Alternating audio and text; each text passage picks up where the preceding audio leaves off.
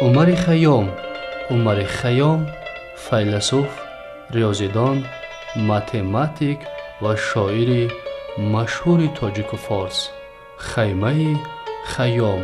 بخش خیمه خیام با مقصد شناسایی بیشتر به جهان اندیشه ها و پند گرفتن از اندرزهای حکیمانه این پیر خرد تهیه می گردد تا بتوانی رنج مگردان کس را، بر آتش خشم خویش مشنان کس را. گر راحت جاودان طمع می داری، می رنج همیشه و مرنجان کس را.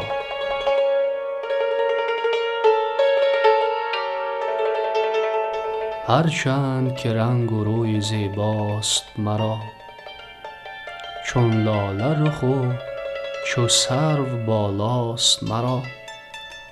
معلوم نشد که در طرب خانه خاک، نقاش ازل بهر چه آراست مرا.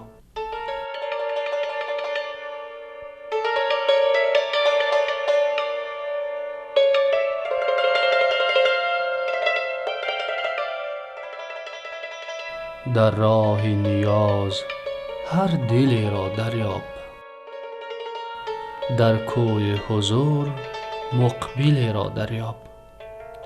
صد کعبه و آب و گل به یک دل نرسد، کعبه چه روی برو دلی را دریاب.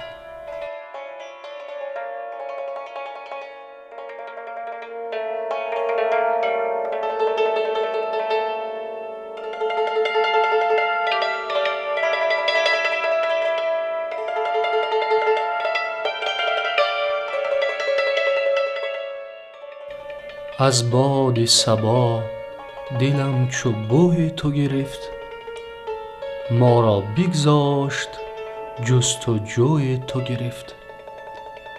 اکنون ز منش هیچ نمی آید یاد، بوی تو گرفته بود و خوی تو گرفت.